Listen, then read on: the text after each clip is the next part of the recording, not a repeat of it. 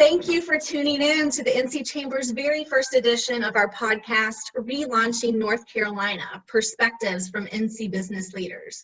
The goal of this series is to make sure we're capturing and amplifying the voice of the business community as we work forward with reopening our state's economy and getting folks back to work.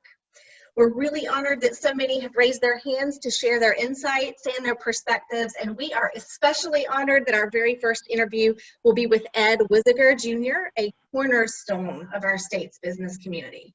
Now, almost all of you listening probably already know who he is, but for those who don't, Ed Weisiger Jr. was named President and CEO of CTE in 1991. Many of you might know it affectionately as Carolina Cat or Carolina Tractor and Equipment Company. He began his career at CTE in 1987, and in 1988, he became General Manager of Carolina Cat's Engine Division. His responsibilities include overseeing the company's 4 divisions, corporate strategy, and customer service culture.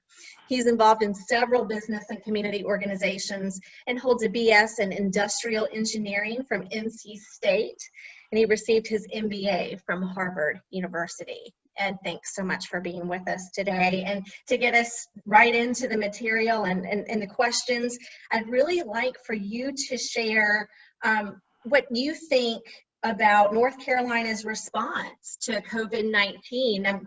I'm sure you've been following what's been happening, and we've moved into a modified phase 2 at this point. So do you think we're moving quickly enough? What is your assessment of our state's response so far? Well, first off, I would say in looking at the information that was presented to us and presented to our governor, back in March, I don't have any disagreements with the shutdown or the lockdowns that were put in place. The information was quite dire. It appeared that we were going to be overrunning our healthcare system, and the good news about all of that is that it appears that those models were maybe a bit of garbage in, garbage out, and that the great news is we didn't overwhelm our healthcare system. And in fact, I don't think we've even come close to really, bumping up against the number of hospital beds or ICU units or ventilators or whatever the case is. From my perspective now, I think is really how do we balance the healthcare imperatives with the economic realities that are out there, because we're going to be living with the virus for a long time. At least that's my presumption, is that my hope is that we'll have a vaccine soon, but I think we've got to make sure that we're managing these trade-offs and that we actually properly manage using some data here, because I think at the end of the day, most of us are going to be exposed to the virus in some way, shape, or form. So we want to protect the most vulnerable, and I think we're doing that even as we're going through this phased return. Is that it's clear that we want to make sure that we're using these good CDC protocols and distancing and hand washing and all of that, and that's going to be with us as long as the virus is. But we also have to get back to business, and to make sure that the goal of making sure that our people are employed, and because I've just read this morning that nearly 1 million North Carolinians have filed for unemployment now, and that is just an incredibly large number, an incredibly large number of people being disrupted. And thankfully, we've got an unemployment system that's bolstered by the federal government right now, that's actually paying people at sometimes ahead of what they would have been paid before. But I think the issue is that if we get the wheels of commerce rolling again, hopefully most, if not all of those people can go back to being employed. And my fear is that because of this demand shock that the lockdowns have caused, that may not be the case. So the sooner we can get through these phases and get everyone back to work, and to build I think the confidence that things can be safe and that we can do business, and we can again balance the healthcare against the economy. We start restoring that trust, and that trust is going to be so important to, people's confidence of, will I travel? Will I go to a restaurant? Exactly. Will I ever go back to a ball game? and Right. how that's going to play out here in the near term.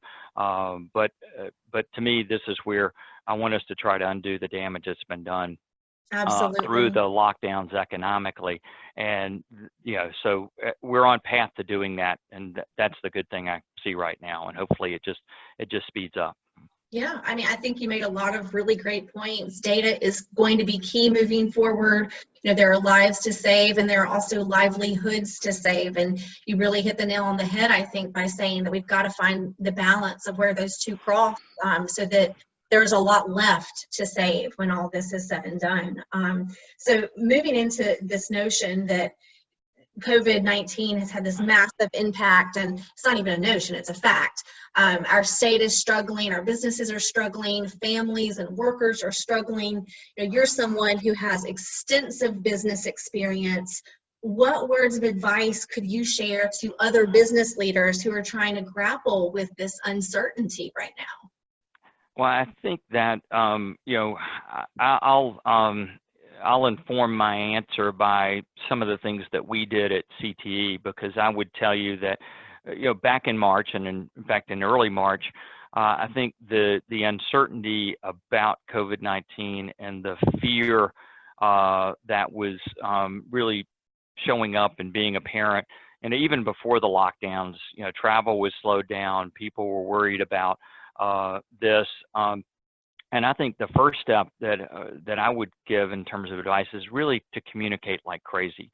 Yeah. I started communicating through audio messages to our employees back on March 3rd, Wow. and have done that at least once a week since then, to really give people the truth, to even share my personal concerns, to let our people know what to expect in the workplace, what we expect of them, particularly as, even though we were an essential employer and we kept working throughout, we had a number of people who were working from home. And we wanted to keep people informed about what was going on, because people were worried about the economy, people were worried about their jobs, people Sure. were worried about their own health care. And we wanted to address that worry and stay close to our people, stay close to our customers. So this is part of how we went about this. In fact, we even set 4 goals for ourselves in terms of how we were going to act and how we were going to make decisions related to COVID-19. Because we wanted to have some framework to help us make decisions. And, first and foremost, we wanted to prioritize the care and the safety of our employees. We wanted to continue to give great service to our customers.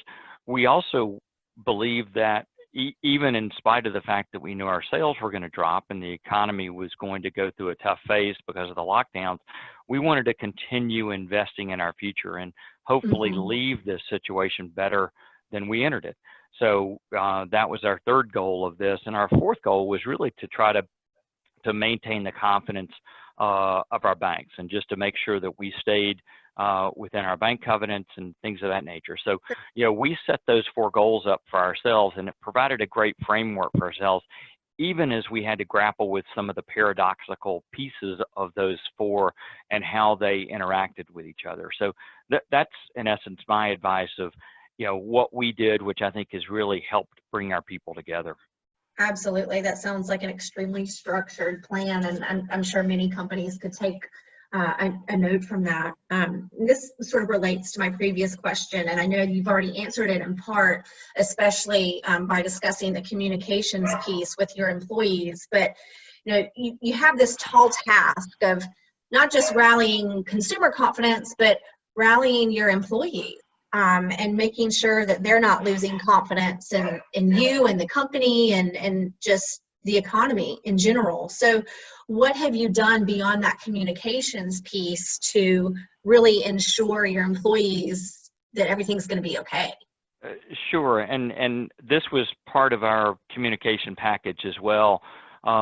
Is we really used our past, our history, our legacy to help with that communication is the fact that myself personally, I've been at the helm of our company for 3 downturns. And not that that gives me a great understanding, because I think this one is very, very different than what we've had before. But the point is that as a company who've been around nearly 95 years now, we've been through a lot of downturns. We've been through the Great Depression. We've been through World War II rationing and things of that nature. So part of this is the real message of, yes, this is going to be tough. Yes, we're going to have to make some changes. Yes, there's some things that are going to be unpleasant about this, but we can do this. And you know, over time, we're going to be able to actually show some additional strength for having gone through this. You know, it's the way this works, is that we'll build some muscles that perhaps we didn't have through this. But this is also, as I told our employees and told our leadership team, is this is our time. That if we think about what people are going to think about 50 years from now, I want them to look back on 2020 and think about, wow, the people that were at CTE, the leaders there, the people there, you know, they really did some inspiring things in 2020 to build on the foundation they already had, to put new bricks in the wall, to build with resilience, so that, hey, this company is around in 2070 because of what was done in 2020. And that was sort of the inspiration that we looked at as we drew on history, but we thought about how we might be judged by people in the future. I love that. I love that. You know, this pandemic has caused a lot of tragedy, and it's caused a lot of hardship, but there are also some silver linings, I think, and I think you just hit on a few. But what particularly has encouraged you during this pandemic? Well, I can tell you what hasn't encouraged me.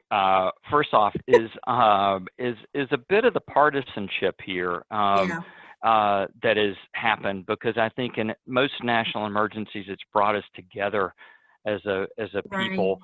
Right. And it gets back to something you mentioned in terms of testing, is that because we don't have some clear data and information, there's a lot of finger pointing, and unfortunately, Right. a lot of shrill voices, a lot of maybe misuse of data to support viewpoints and things of that nature. So, but let me answer your question, which is maybe the more Sure. positive side of it, is that what has encouraged me is that the hope and teamwork that we've been able to create, because of what I mentioned before, is that we are all in this together, and Right. you know, let's support each other, let's lean on each other, and then let's believe in the fact that there's going to be a vaccine, there's going to be some innovativeness about what we can do to help our business improve in the near term, by preparing for a future that may be different than what we're looking at today.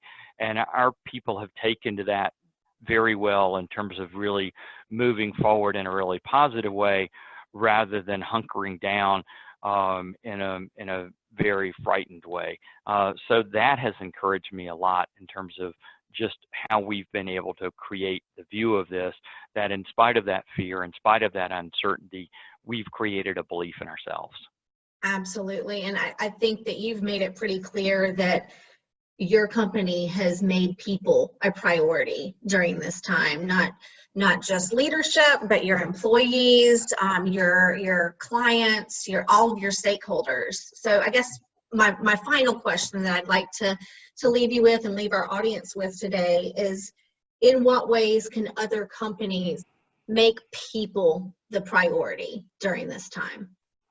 Well, I think it's probably what they're doing every day, is to really, first off, you know, care about the safety of their workforce. And we've made Right. safety a priority in our company for a long, long time. But over the last 10, 12 years, we've really ramped that up and even strengthened it before. So the great thing is we were starting in a good place there.